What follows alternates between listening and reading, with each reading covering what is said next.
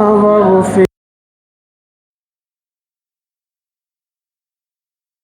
صلی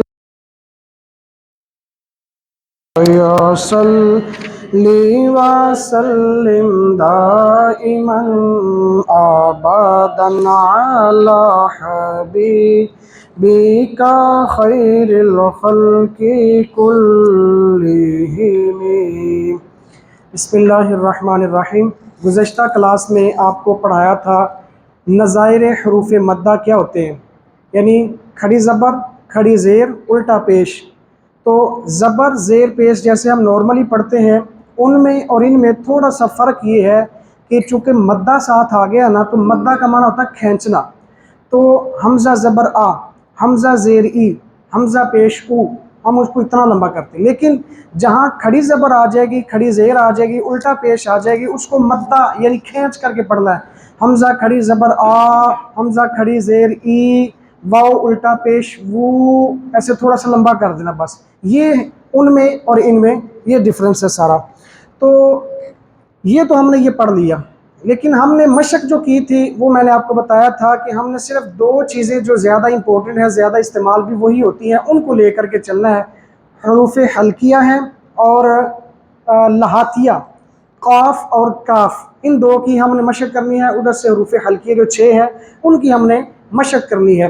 تو سورہ اخلاص اس کو ہم پڑھ رہے تھے۔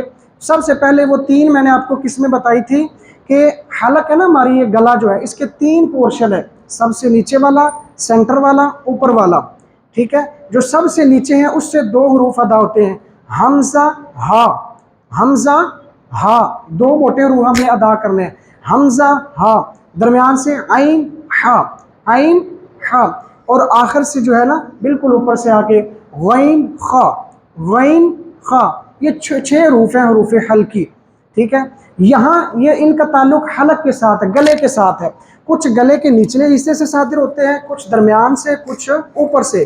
2 جو نیچے سے ہوتے ہیں حمزہ ہا، درمیان سے عین ہا، اور اوپر سے غین خا، یہ ٹوٹل 6 حروف ہیں جناب۔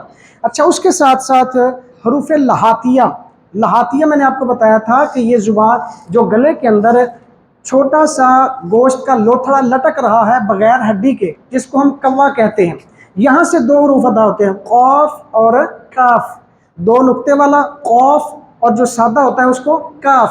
جو سادہ ہے اس کی مثال سورہ کوثر میں لے لیں، جیسے انا اعطیناک الکوثر، کوثر، کوثر، اس کو ہم نقطے والی کاف نہیں پڑھ سکتے، کوثر پڑھیں گے تو معنی غلط ہو جائے گا جی۔ انا اعطیناک الکوثر، کوثر سادہ کاف ہے۔ اچھا، اسی طرح جو نقطے والا کاف ہے وہ سورہ اخلاص میں آ جائے، قل هو اللہ احد، پہلا لفظ ہے قل، اس میں نقطے والا کاف ہے، کوثر سادہ کاف، قل نقطے والا موٹا کاف۔ تو یہ دونوں ہی یہاں سے وہ جو لوتھڑا ہے نا گوشت کا لٹک رہا جس کو کوا کہتے ہیں، لہاتیہ عربی میں کہتے ہیں، تو وہاں سے ادا ہوتے ہیں۔ یہ 8 حروف ہیں جناب، صرف 8 حروف، ان کی ہم نے مشق آج انشاءاللہ پھر دوبارہ سے لے کے چلیں گے۔ تو میرے ساتھ مل کر پڑھیے گا، سورہ اخلاص کو ہی پڑھتے ہیں۔ جو حروف لہاتیہ میں سے نقطے والا جو کاف ہے وہ پہلے آ رہا ہے، قل هو اللہ احد۔ اب دیکھیں قاف ہے نا قل، اس میں آ گیا حروف لہاتیہ کا نقطے والا کاف، ہو اللہ، ہا آ گئی پہلی، یہ کہاں سے بلا؟ نیچے والے سے، حمزہ ہا، حلق کے بالکل نیچے سے، حمزہ ہا، یعنی یہاں سے غور کریں گے نا تو یہاں سے آواز نکل رہی ہے، حمزہ ہا، ٹھیک ہے۔ ہو اللہ، ہو اللہ، کچھ پڑھتے ہیں قل ہو اللہ، بالکل سادہ سا۔ تو الفاظ میں ڈفرنس کرنا ہے، انہی کو تو مخارج کہتے ہیں۔ تو جب اس کا انداز رکھ کے، اس کا خیال رکھ کے پڑھیں گے تو انشاءاللہ اللہ تعالیٰ کی ذات ہم پر راضی ہوگی، اور اس کا ثواب جو ہے وہ کما حقوق تب ہی بندے کو ملتا ہے، وگرنہ تو گناہ بھی ہو جاتا ہے، جیسے میں نے مثالیں شروع میں کئی اس کی دی ہیں۔ تو بالمختصر یہ ہے کہ حمزہ ہا بالکل نیچے سے ہے، مثال قل هو اللہ، قل هو اللہ احد۔ اب اس میں اللہ، یہ لام کو لمبا کیوں کیا بلا؟ اس کے اوپر کھڑی زبر آ گئی ہے، نظائر حروف مدہ میں سے کھڑی زبر ہے، اس لیے ہم اس کو تھوڑا سا کھینچ کر کے، مد کھینچنا، تو ہم نے کھینچ کر کے پڑھا ہے تو اس کو لمبا کر دیا، قل هو اللہ احد، احد۔ حمزہ کے اوپر جو زبر ہے اس کو لمبا کیوں نہیں کیا؟ آحد نہیں پڑھا، کیوں؟ اس لیے کہ اس کے اوپر وہ مدہ والا نہیں ہے، بلکہ حمزہ زبر آ، حمزہ زبر آ، ہا زبر ہا، آہا، دال دو پیش دن، آہدن، آہدن۔ اب دیکھیں یہ آہد والی جو ہا ہے یہ باریک ہے، قل ہو اللہ، ہو والی جو ہا ہے وہ موٹی ہے، وہ یہاں سے ادا ہوئی ہے ہو اللہ والی، اور جو باریک ہا ہے آہد والی وہ درمیان سے آ رہی ہے، حمزہ ہا، عین ہا، عین ہا، غین خا۔ جب اس کو پہچان کے ساتھ رکھ لیں گے نا تو انشاءاللہ معاملہ کلیئر ہو جائے گا۔ تو قل هو اللہ احد، یہاں تک ہمارا اس میں یہ تین چیزیں استعمال ہوئی ہیں۔ اللہ الصمد، پڑھیے اللہ الصمد۔ اب دیکھیں یہاں بھی کھڑی زبر ہے، مدہ والا ہے، تو اس کو ہم نے لمبا کر کے پڑھ دیا، کوئی زیادہ کوئی راکٹ سائنس نہیں ہے اس میں۔ اللہ الصمد، آگے پھر اس میں صمد میں سواد آئی ہے، وہ کہاں سے ہے وہ الگ سے ہے انشاءاللہ۔ فی الحال چونکہ ہماری مشق چل رہی ہے ان 4-5 حروف کی، ان کو اچھے سے کر لیں گے تو انشاءاللہ ساتھ ساتھ وہ بھی دیکھ لیں گے۔ تو اللہ الصمد لم یلد ولم یولد، ولم یولد میں واؤ کو لمبا ہم نے کیوں کیا ہے؟ یہ واؤ مدہ ہے، چونکہ ہم نے پڑھا تھا کہ واؤ ساکن ہو اور اس کے ماں قبل یعنی اس سے پہلے پیش ہو تو واؤ مدہ ہوتی ہے، ٹھیک ہے۔ مدہ کا معنی کھینچنا، تو ہم نے اس کو تھوڑا سا کھینچ دیا ہے، ولم یولد، اور آخر میں ولم یکن لہ کفوا احد۔ اب یہاں پہ مسٹیک کیا کرتے ہیں بلا؟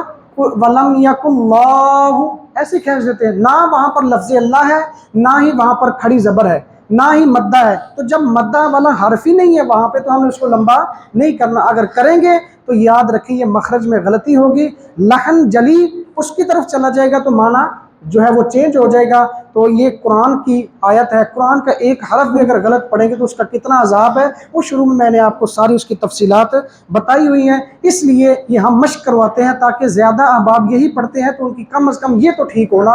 ہم ایک دفعہ پھر پڑھ لیتے ہیں، پھر سورہ کوثر پڑھیں گے، پھر اس کے بعد انشاءاللہ آگے آپ کو سیرت کی ایک بات بتاتا ہوں۔ قل هو اللہ احد، اونچی آواز سے ذرا مل کے پڑھیے، قل هو اللہ احد اللہ الصمد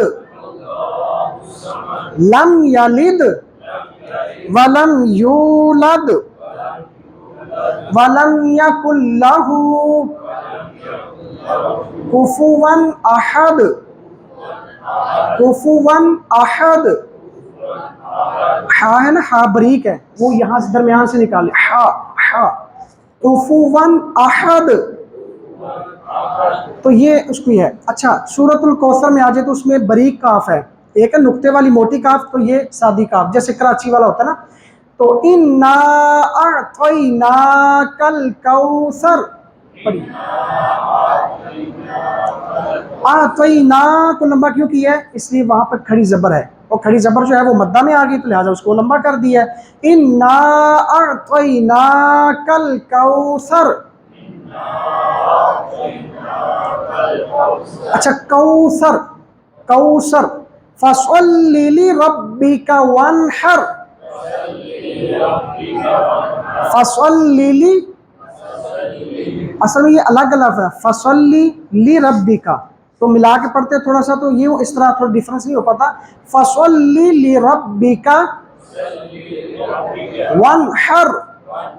اب دیکھیں یہاں بھی ہا وہ بریک آئی ہے، جب درمیان سے ادا ہو رہی ہے، ہا ہا، عین ہا وہ والی آئی ہے، وانحر۔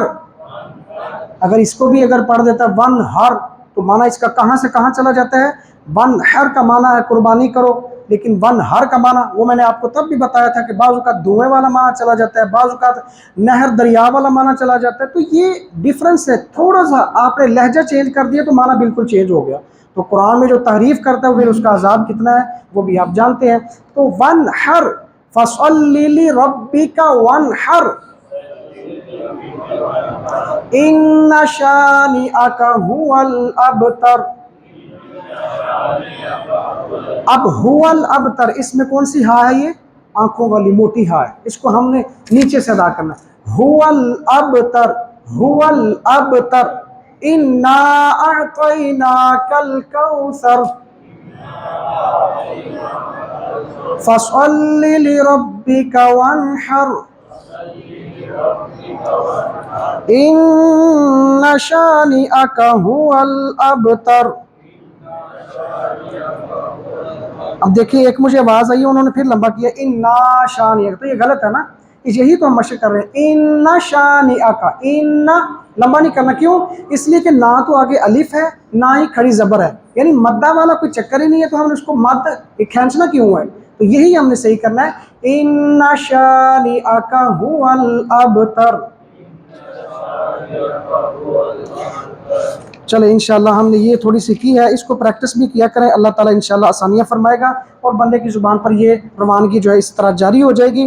سیرت کے پہلو میں سے جو بکس دے دیں جلدی سے، اس کا صفحہ نمبر آپ نے 180 نکالنا ہے۔ سیرت کی آپ کو بات میں جلدی سے بتا دوں، نبی رحمت صلی اللہ تعالیٰ علیہ وآلہ وسلم کی ایک تو ویسے بھی ماشاءاللہ ربیع الاول شریف کا مہینہ چل رہا ہے، آپ کی ولادت باسعادت کا، اور یہاں جو اس لیکچر میں جو بحث ہے سیرت کی، وہ بھی ماشاءاللہ سرکار کی ولادت کے بارے میں ہے، یعنی کیسا ایک آپس میں ان کا ربط قائم ہوا ہے کہ نبی پاک صلی اللہ تعالیٰ علیہ وسلم کی ولادت کے وقت جو معجزات ہوئے تھے ان کا بیان ہے اس چیپٹر کے اندر۔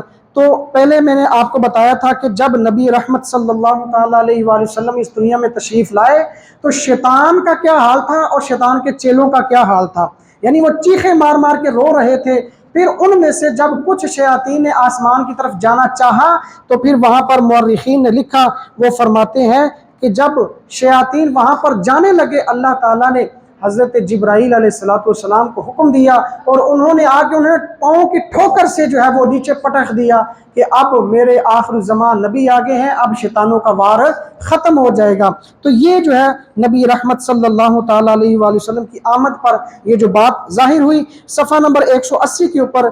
اسی طرح جابر حکمرانوں کے تخت الٹ گئے، یعنی جب سرکار دو عالم صلی اللہ علیہ وسلم کی آمد ہوتی ہے تو ہر جابر حکمران مسلط ہے، اپنے من مانے قانون بنائے ہوئے ہیں، لوگوں کو ذلیل و رسوا کیا ہوا ہے، لیکن فرماتے ہیں کہ جب نبی پاک صلی اللہ تعالیٰ علیہ وآلہ وسلم اس دنیا میں تشریف لاتے ہیں تو حافظ ابن کثیر البدایہ والنہایہ میں بیان فرماتے ہیں کہ حضرت عبداللہ ابن عباس کی روایت ہے، فرماتے ہیں وَلَمْ يَبْقَ سَرِيرُ مَالِكٍ مِّن مُلُوكِ الدُّنْيَا إِلَّا أَصْبَحَ مَنْكُوسًا۔ فرمایا جب نبی رحمت صلی اللہ تعالیٰ علیہ وسلم اس دنیا میں جلوہ گر ہو گئے تو فرمایا سارے جابر ظالم حکمرانوں کے تخت الٹ گئے، اور فرمایا ان کی جو نظامت تھی وہ نیست و نابود ہو گئی، اور پھر لوگوں کو سکھ کا چین مل گیا۔ وجہ کیا تھی کہ آمنہ کے لال دنیا میں تشریف لے آئے۔ تو یہ وہ فرماتے ہیں حضرت علامہ ابن کثیر رحمۃ اللہ تعالیٰ علیہ، فرماتے ہیں اس رات دنیا دار بادشاہوں کے تختوں میں سے کوئی بھی ایسا نہ بچا کہ جو اوندا نہ ہو گیا ہو، یعنی وہ سارے الٹ گئے۔ الٹ جانے کا مطلب یہ ہے کہ کسی کو کسی طرح کا خواب آ رہا ہے، کسی کو دوسری طرف کا خواب آ رہا ہے، سارے پریشان ہیں کہ یہ جدید قسم کا خواب ہے، پہلے کسی نے نہیں دیکھا، اس کی تعبیریں پوچھ رہے ہیں، اور جو ان کو تعبیریں بتانے والے ہیں وہ بھی کہتے ہیں بھائی ہمارے لیے بھی ایک انوکھا ہی یہ خواب ہے، انوکھی ہی تعبیر ہے کہ کوئی ایسا آنے والا ہے یا آ چکا ہے کہ جب وہ آ گیا ہے تو اب کسی کا بھی سکہ نہیں چلنے والا۔ وہ جب اپنی حکمرانی کا اعلان کریں گے، جب وہ اپنی نبوت کا اعلان کریں گے تو اللہ تعالیٰ فتح و نصرت انہی کے ہاتھ میں تھما دے گا۔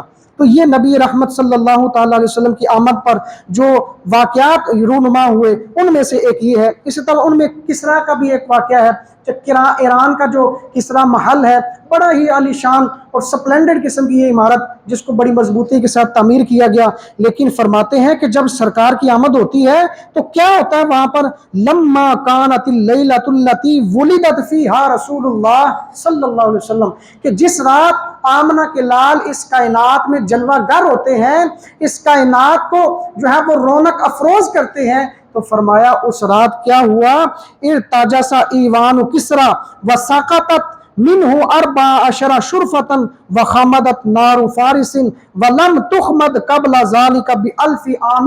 کہتے ہیں کہ وہ جو اس محل کے اندر دیوے جل رہے تھے 1000 ہو چکا تھا سال، جس میں انہوں نے ڈیوٹیاں لگائی ہوئی تھی کہ ایک لمحے کے لیے بھی یہ جو چراغ ہیں یہ بند نہیں ہونے چاہیے، اس میں تیل بھرتے رہے، ان کی ڈیوٹی یہ لگی ہوئی تھی 1000 سال سے۔ لیکن جب نبی پاک صلی اللہ علیہ وسلم دنیا میں تشریف لائے تو دیکھتے ہی دیکھتے وہ وہاں پر معمور ہے اس کے باوجود بھی سارے چراغ بجھ جاتے ہیں۔ اور آمنہ کا لال بجھتے کیوں ہیں؟ اس لیے کہ جو حقیقی چراغ تھا، جو حقیقت میں اللہ کے حبیب صلی اللہ تعالیٰ علیہ وسلم اس دنیا میں تشریف لائے، اللہ تعالیٰ فرماتا ہے میں نے اس کو سراج منیر بنا کر کے دنیا میں مبعوث فرمایا۔ وہ روشن چراغ تھے، اس لیے ہم کہتے ہیں فجاء محمد سراجا منیرا فصلوا علیہ کثیرا کثیرا، کہ جب نبی پاک صلی اللہ تعالیٰ علیہ وسلم روشن چراغ بن کے اس کائنات میں تشریف لائے تو اب کسی بھی قسم کے دیووں کی ضرورت نہیں رہی، وہ گر گئے۔ اور پھر فرماتے ہیں کہ وہ جو 1000 سال سے چل رہے تھے، اچھا اسی طرح آگے پھر ایک خواب کا واقعہ، انہوں نے جو ہے ابن مسیح کو بھیجا کہ بھئی اس خواب کی تعبیر کیا ہے۔ اس نے کہا کہ بھئی یہ تعبیر بڑی خوفناک ہے، اے ظالم بادشاہ تجھے ابھی سے بتا رہے ہیں کہ آنے والے کچھ ہی سالوں کے اندر یا کچھ ہی مدت کے اندر تیری یہ ساری سلطنت تباہ و برباد ہو جائے گی، اور جو اصل نظام ہے نظام اسلام وہ قائم ہو جائے گا۔ یہ پہلے سے جو ہے وہ جب نبی پاک صلی اللہ علیہ وسلم کی آمد ہوتی ہے اسی کے ساتھ ساتھ ہی یہ جو ہے وہ ساری جو نویدیں ہیں وہ بھی لوگوں کو مسلمانوں کو ملنا شروع ہو جاتی ہیں۔ اسی طرح جب نبی پاک صلی اللہ علیہ وسلم کی آمد ہوتی ہے، بیت اللہ شریف کے اندر آپ کو پتہ ہے 360 بت تھے، اب وہ بھی جناب نیچے گر پڑے، اور اس کے ساتھ ساتھ جب وہ نیچے گرے نا تو یہ جو عبارت لکھی ہے نا بڑی ہی مزیدار ہے۔ سیرت حلبیہ کے اندر یہ عبارت مذکور ہے، علامہ ابن حلبی رحمۃ اللہ تعالیٰ علیہ، آپ فرماتے ہیں کہ جب نبی پاک صلی اللہ علیہ وسلم دنیا میں تشریف لائے تو خانہ کعبہ کی جو صدائیں تھی ان کا مرکز اور محور اور خوشی کا جو ماحول تھا، وہ کہتے ہیں کہ وہ اس دن وہ جو دیواریں تھی وہ جھوم رہی تھی، بلکہ اس کے جو الفاظ ہیں فرمایا تزلزلت الکعبۃ ولم تسکن ثلاثۃ ایام ولیالیہ، فرمایا 3 دن تک خانہ کعبہ کی جو دیواریں تھی وہ جھومتی رہی، خوشی کا اظہار کرتی رہی کہ آمنہ کے لال آ گئے ہیں، جس کی وجہ سے میرے اندر سے یہ جو بتوں کی نحوست ہے، یہ جو بتوں کی غلاظت پڑی ہوئی ہے، اس کو وہ باہر نکال پھینکیں گے، اور مجھے جو حقیقی معبود اللہ رب العزت کی طرف سے لوگوں کو پابند کیا گیا ہے، فرمایا گیا ہے، میں ان کی طرف سے ان کا ایک قابل تعظیم ایک رخ بن جاؤں گا، اور یہ جو میرے اندر غلاظت ہے وہ حبیب آ گئے ہیں کہ جو ہمیشہ ہمیشہ کے لیے اس غلاظت کو باہر پھینک دیں گے۔ تو فرماتے ہیں وہ مختار اور مصطفیٰ پیدا ہو گئے کہ جن کے ہاتھوں کفار شکست سے دوچار ہوں گے۔ یہ وہ صدائیں آ رہی ہیں خانہ کعبہ کی دیواروں سے۔ فرماتے ہیں شب میلاد جہاں ساری کائنات رنگ و نور کے سیل رحمت میں ڈوبی ہوئی تھی، عرش سے فرش تک خوشی کے نغمات گائے جا رہے تھے، وہاں کعبۃ اللہ کی دیواریں بھی کچھ یوں گنگنا رہی تھی کہ وہ مختار وہ مصطفیٰ پیدا ہو گئے کہ جن کی وجہ سے اللہ تعالیٰ کفار کو شکست سے دوچار کرے گا، اور وہ کعبہ کو بتوں کی عبادت سے پاک کر دیں گے، اور فرمایا علام الغیوب بادشاہ کی عبادت کا وہ حکم دیں گے، یعنی اللہ کی توحید کا پرچار کریں گے، اور یہ جو بتوں کی پوجا کرتے ہیں، جن بتوں کی پوجا کرتے ہیں، فرمایا ان سے لوگوں کو بیزار کرنے کی تعلیم ان کو دیں گے، اور وحدہ لا شریک کی وحدانیت کا درس ان تک پہنچائیں گے۔ تو فرمایا یہ کعبہ کی جو ہے وہ صدائیں تھی، یہ خوشی کا اس کا اظہار تھا۔ تو یاد رکھیں کوئی ذی روح ہو، کوئی بغیر روح کے ہو، کوئی شعور والی ہو، غیر شعوری ہو، علامہ ابن عبدالحق محدث دہلوی رحمۃ اللہ تعالی علیہ آپ فرماتے ہیں نبی پاک کی جب آمد ہوتی ہے ہر مخلوق نے خوشی منائی ہے، ہر مخلوق نے خوشی منائی ہے۔ یہ تو پتہ نہیں آج ہمارے کنسپٹ کہاں سے کلیئر ہونا جو ہے وہ ہونے چاہیے تھے، جن کو ہم ابھی تک نہیں کر پا رہے۔ ابھی تک ہم اسی رولے میں پڑے ہوئے ہیں کہ نبی کے میلاد کی خوشی منانی چاہیے کہ نہیں، نبی کے میلاد میں گھر میں جناب لنگر شریف کا اہتمام کرنا چاہیے کہ نہیں، محفل بنانی چاہیے کہ نہیں، گیدرنگ کرنی چاہیے کہ نہیں، ابھی تک ہم ان میں الجھے پڑے ہیں۔ حالانکہ یاد رکھو یہ میلاد اور یہ جو خوشی ہے اس کا تعلق فتووں اور دلیلوں کے ساتھ نہیں ہوتا، اس کا تعلق دل کی محبت کے ساتھ ہوتا ہے، اس کا تعلق دلی محبت کے ساتھ ہوتا ہے۔ جتنی محبت خالص ہوگی، جتنی محبت خالص ہوگی اتنا ہی اظہار محبت بڑھتا چلے جائے گا۔ یہ تو اس کی پھر آگے تعبیریں ہیں، کوئی ذکر کر کے جو ہے وہ سرکار کا میلاد منا لیتا ہے، کوئی مال خرچ کر کے سرکار کا میلاد منا لیتا ہے، کوئی غریبوں کی ہیلپ کر کے میلاد منا لیتا ہے، یہ ساری اسی کے جو ہے وہ الگ الگ پارٹس ہیں۔ اللہ تعالی ہم سب کو اس کی ریالٹی کو سمجھنے کی توفیق عطا فرمائے۔ المختصر میں آپ کو جو مین ٹاپک ہے اس پر لیے چلتا ہوں، وہ ہے جناب ہمارا فقہ کا ٹاپک۔ اس میں ہم نے جو ہے نماز کی سنن، واجبات، فرائض، شرائط یہ پڑھ لی ہیں۔ اب صفحہ نمبر 167 پہ آ جائیں، یہاں پر سجدہ سہو ہے، یہاں پر بڑی امپورٹنٹ ایک تو باتیں ہیں وہ آپ سے کرنی ہے، پھر انشاءاللہ ہم دعا کرتے ہیں۔ صفحہ نمبر 167 وہاں پر سجدہ سہو کے بارے میں معلومات لکھی ہیں، وہ کیا ہے کہ جب نماز پڑھتے ہوئے نماز کے واجبات میں سے کوئی واجب رہ جاتا ہے، واجب ترک ہو جاتا ہے بھولے سے، یہ بات یاد رکھنی ہے کہ بھول کر کے اگر کوئی واجب رہ جاتا ہے، یہ نہیں کہ خوشی سے کوئی واجب ترک کر دے اور بعد میں کہہ دے میں سجدہ سہو کر لوں گا، نہیں، سجدہ سہو معنی ہی یہ بتا رہا ہے کہ جو سہو ہے یعنی بھول کا سجدہ ہے، جان بوجھ والا سجدہ نہیں ہے، بھول کر کے جو ہماری کوتاہی ہوئی ہے، جو واجب ترک ہوا ہے، اس کو پورا کرنے کے لیے، اس کا خمیازہ بھگتنے کے لیے آخر میں جو سجدے دو کیے جاتے ہیں ان کو سجدہ سہو کہا جاتا ہے جی۔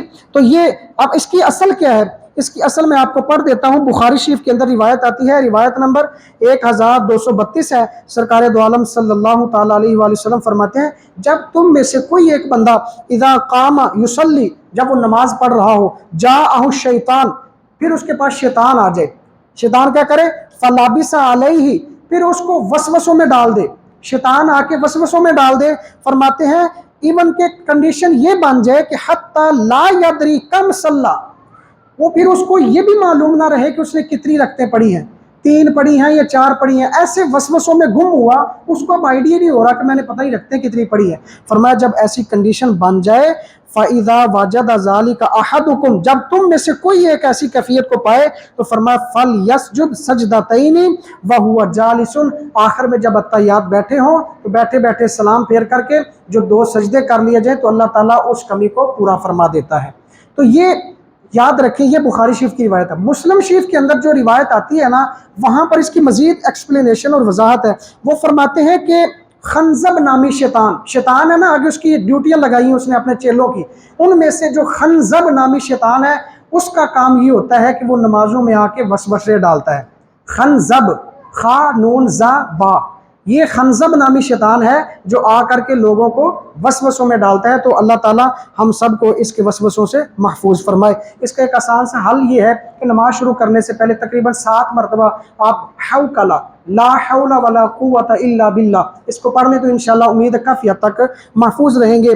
اچھا، یہ بات ہے جناب سجدہ سہو کی اصلیت کی، یہاں سے ہمیں مسئلہ پتہ چلا کہ اگر نماز میں واجب رہ جائے تو آخر میں 2 سجدے کر لیں تو اللہ تعالیٰ اس کمی کو پورا فرما دیتا ہے، سرکار کا عمل ہمارے سامنے آ گیا۔ اچھا، اسی طرح سجدہ سہو کرنے کا جو طریقہ ہے وہ بھی سماعت فرما لیں، وہ یہ ہوتا ہے کہ آپ نے اتحیات میں پڑھ کر یہ، پھر افضل کام یہ ہے صرف اتحیات پڑھ کے عبدہ و رسول پڑھ کے سلام پھیر دیا، 2 سجدے کر لیے، یہ بھی ٹھیک ہے، لیکن اگر عبدہ و رسول پڑھنے کے ساتھ ساتھ درود شریف بھی پڑھ لیں، درود ابراہیمی پڑھ کے پھر آپ سلام کریں، بلکہ آپ پوری یوم یقوم الحساب تک پڑھ کے پھر سلام پڑھیں گے تو یہ بھی افضل ہے۔ البتہ عبدہ و رسول تک بھی سلام پھیر دیں گے تو یہ بھی جائز ہے، سجدہ سہو ہو جائے گا۔ ایک طرف سلام پھیرنی ہے، پھر 2 سجدے کر لیں، 2 سجدے کرنے کے بعد پھر آپ نے دوبارہ سے اتحیات پڑھنی ہے، درود شریف پڑھنا ہے، دعا پڑھنی ہے اور آخر میں سلام پھیر دینا ہے، تو یہ سجدہ سہو ہمارا مکمل ہو جائے گا۔ تو یہ اس حوالے سے ہے۔ اچھا جی، اس کے بعد آتا ہے سجدہ تلاوت۔ سجدہ سہو 2 سجدے ہوتے ہیں، سجدہ تلاوت 1 سجدہ ہوتا ہے، ان دونوں میں ڈیفرنس یہ ہے۔ اچھا جی، سجدہ تلاوت کیا ہے؟ قرآن مجید میں کل 14 آیات ہیں جن کے ساتھ سجدہ ہوتا ہے۔ کیوں؟ اس لیے کہ نبی رحمت صلی اللہ تعالیٰ علیہ وآلہ وسلم، صحابہ کرام فرماتے ہیں جب بھی ایسی آیات کو پڑھتے تھے جو جن پر سجدہ ہوتا تھا، آپ بھی سجدہ فرماتے تھے، پڑھنے والے بھی اور سننے والے بھی ساتھ سجدہ کر لیتے تھے، تو یہاں سے سجدہ تلاوت کی اصلیت ہمارے سامنے آ گئی۔ اچھا جی، اس کے ساتھ ساتھ ایک امپورٹنٹ بات ہے، وہ یہ ہے کہ بخاری شریف کے اندر امام بخاری علیہ رحمہ نے، تھوڑی سی یہ دقیق بات ہے لیکن نالجیبل ہے، وہ یہ ہے کہ امام بخاری رحمۃ اللہ تعالیٰ علیہ نے بخاری شریف میں ایک قول نقل کیا ہے حضرت ابن عمر رضی اللہ تعالیٰ عنہ کا، وہ یہ ہے، اچھا یہاں سے ایک سجدہ سہو ہے، سجدہ تلاوت ہے اور سجدہ شکر ہے۔ جو امپورٹنٹ بات ہے وہ ساتھ میں آپ کو پہلے بات کلیئر کر لوں، پھر میں آپ کو مسئلہ بھی سمجھا دیتا ہوں۔ سجدہ شکر ہو، سجدہ تلاوت ہو، سجدہ سہو ہو، تینوں کے ساتھ ساتھ وضو کا ہونا یہ ضروری اور شرط ہے۔ اگر ان کے بغیر وہ کرتا ہے تو وہ سجدہ پورا نہیں ہوگا، بلکہ ایسا ہوگا معاذ اللہ کہ وہ اللہ کی عبادت کے ساتھ کھلواڑ کر رہا ہے۔ ایسا ہی نا جیسے بندہ نے واش روم سے ہو کے وضو بھی نہیں کیا اور آ کر کے کہتا ہے میں نماز پڑھ لیتا ہوں، کیوں؟ اس لیے جو مسلمان ہے مسلمان پاک ہوتا ہے؟ نہیں، بنیاد جو قرآن پاک میں سرکار دو عالم صلی اللہ علیہ وسلم کے فرامین میں ملتی ہے، فرمایا کہ مفتاح الصلاۃ الطہور، کہ نماز کی جو کنجی ہے وہ تو پاکی ہے۔ جب ہم پاکی ہی نہیں حاصل کریں گے، وضو ہی نہیں کریں گے، تو پھر پاکی کیسی؟ پاکی جب تک نہیں ہوگی تو اللہ تعالیٰ قبول عبادت بھی نہیں کرے گا. تو فرمایا یہ بنیاد ہے. اچھا یہاں پر سجدہ تلاوت کے حوالے سے امام بخاری نے حضرت ابن عمر کا قول نقل فرمایا. وہ فرماتے ہیں کہ حضرت ابن عمر کان ابن عمر رضی اللہ تعالی عنہ جب آپ اپنی سواری پر ہوتے تھے تو وہاں پر سجدہ تلاوت بھی کر رہے ہوتے تھے. تلاوت کرتے کرتے جہاں پر آیت سجدہ آتی تو گھوڑے کے اوپر سجدہ بھی کر لیتے تھے. یہ ان کا جو ہے نا ایک عمل نقل کیا ہے. وہ عمل کیا ہے؟ کان ابن عمر یسجد علی غیر وضوء، بغیر وضو کے وہ سجدہ کر لیتے تھے. یہ ان کا عمل نقل کیا. لیکن امام بیہقی رحمۃ اللہ تعالی علیہ نے دوسری جگہ پر آپ کا قول نقل کیا. امام بخاری نے آپ کا عمل نقل کیا ہے کہ یہ اس طرح کرتے تھے، لیکن امام بیہقی نے روایت نقل کی. وہ فرماتے ہیں کہ حضرت ابن عمر خود یہ فرماتے تھے. وہ کیا فرماتے تھے؟ فرماتے تھے لا یسجد الرجل الا وهو طاہر. فرمایا کہ کوئی بندہ اللہ کی بارگاہ میں سجدہ نہ کرے، وہ سجدہ جیسا بھی ہو، ہاں وہو طاہر، اس حال میں کہ وہ پاک ہو، وہ طہارت کر کے پاکی حاصل کر کے پھر اللہ کی بارگاہ میں جھک کر کے سجدہ کرے. یہ آپ کا قول ہے. اور یاد رکھیں یہ ضابطہ ہے، یہ قانون ہے، یہ لا ہے شریعت کا. وہ کیا ہے کہ جب ایک طرف قول آ جائے ایک طرف فعل ہو، یعنی ایک کام کر رہا ہے ایک کہہ رہا ہے، تو ان دونوں میں جب کنٹراڈکشن آ جائے، تضاد آ جائے، تو پھر اس میں جو تطبیق نکالی جاتی ہے نا، درمیانی رستہ جس کو کہتے ہیں، تو پھر فرماتے ہیں فقہاء نے بھی لکھا ہے، مفسرین نے بھی لکھا ہے، محدثین نے بھی لکھا ہے کہ تب پھر قول کو ترجیح ہوتی ہے، یعنی جو کہا جاتا ہے اس پر عمل کیا جاتا ہے. پھر اس کی وجہ کیا ہو سکتی ہے کہ جناب انہوں نے یہ کام کیا، تو ہو سکتا ہے کہ وہ کسی مجبوری کے تحت انہوں نے ایسے کیا ہو. البتہ جو آپ کا قول تھا، جو آپ کا فتویٰ تھا، وہ یہی تھا کہ بغیر وضو کے سجدہ نہیں کرنا، وہ سجدہ تلاوت ہو یا کوئی بھی ہو. اچھا اس کے بعد آتا ہے سجدہ شکر. اس میں آپ دیکھتے ہیں جیسا کہ ابھی ریسنٹلی ارشد ندیم نے جب وہ فتح کیا، جناب جیتا ہے، تو پھر اس نے سجدہ کیا تھا. اسی طرح کرکٹرز بھی جب سنچری کرتے ہیں پھر بھی میدان میں سجدہ کر لیتے ہیں، اور بھی کھلاڑی وغیرہ اس طرح جو کام کرتے ہیں، تو ان کے لیے بھی یہ ضروری مسئلہ ہے. وہ یہ ہے کہ سجدہ شکر بھی ہو، اس کے لیے بھی بندے کا باوضو ہونا یہ ضروری اور شرط ہے. کیوں؟ اس لیے کہ علامہ بدر الدین عینی رحمۃ اللہ تعالی علیہ آپ نے سنن ابی داؤد شریف کی یہ روایت نقل کی جو میں نے آپ کو بتائی ہے، مفتاح الصلاۃ الطہور، نماز کی جو چابی ہے، نماز کی جو کنجی ہے وہ وضو ہے، وہ پاکی ہے، وہ طہارت ہے. جب یہ نہیں ہوگی تو فرمایا اس کے بعد جو آپ اس کا خلاصہ نقل کرتے ہیں، فرماتے ہیں اجمعت الامت علی تحریم الصلاۃ بغیر طہارت. فرمایا اس بات پر امت کا، پوری امت کا اجماع ہے کہ اگر کوئی بندہ بغیر وضو کے سجدہ شکر کرتا ہے، سجدہ تلاوت کرتا ہے، سجدہ سہو کرتا ہے، نماز کا سجدہ کرتا ہے، فرمایا وہ مکروہ تحریمی ہے، وہ حرام کر رہا ہے، وہ جائز نہیں ہے. یہ فتویٰ آپ نے دیا ہے علامہ بدر الدین عینی رحمۃ اللہ تعالی علیہ نے. تو یہیں سے یہ بات کلیئر ہو جاتی ہے کہ سجدہ سہو ہو، سجدہ شکر ہو، سجدہ تلاوت ہو، کوئی بھی ہو، سب کے لیے یہی حکم ہے کہ جب بھی کریں تو باوضو ہو کر کے کریں. اللہ تعالیٰ ہم سب کو شرعی مسائل کو سمجھنے کی، ان پر عمل پیرا ہونے کی توفیق عطا فرمائے. نماز کے متعلق یا اپنی روزمرہ معاملات کے متعلق کوئی سوال ہو تو وہ بھی کر سکتے ہیں. اگر فی الحال نہ بھی آتا ہو تو ہمارا اس کا ویسے میں نے اچھا اس کے بعد آگے ایک مسائل چلتے ہیں نماز کے متعلق ہے، یا کپڑے صوب، کف صوب کے بارے میں نے درس کے اندر بارہا یہ حدیث پاک عرض کی ہے. موبائل اگر چل رہا ہے تو اس کو بند کرنا ہے، وہ بھی ہماری آلریڈی ویڈیو ہے یوٹیوب پہ، اس کو بھی سنا جا سکتا ہے. اس کے ساتھ ساتھ کف صوب والی جو روایت ہے بخاری شریف کے اندر بالکل واضح، مسلم شریف کے اندر بھی ہے کہ ہم نماز کے اندر آتے ہیں تو نیچے سے کپڑے کو فولڈ کرنا شروع کر دیتے ہیں. پینٹ ہوتی ہے، ٹروزر ہوتا ہے، لیکن ان کو فولڈ نہیں کرنا. ہاں اوپر کر سکتے ہیں ایزیلی، جتنا آسانی سے ہو سکے اس کو اوپر کر لیں بس. اگر نیچے رہ جاتا ہے پھر بھی جو ہے اس میں کراہت ہے، لیکن جو فولڈ کرنے والی جو کراہت ہے اس سے وہ کم ہے. لیکن یہ ضابطہ ہے آگے کہ جب دو کراہتیں، دو اس طرح کے کام اکٹھے ہو جائیں تو ان میں سے جو ہلکا ہو اس کو ایکسیپٹ کر لے، دوسرے کو چھوڑ دیں. یعنی جو باری ہے، جس کا گناہ زیادہ ہے، اس کو چھوڑ دیں، ہلکے کو اپنا لیں مجبوری کے پیش نظر. تو اس وجہ سے کہا کہ اگر جی جی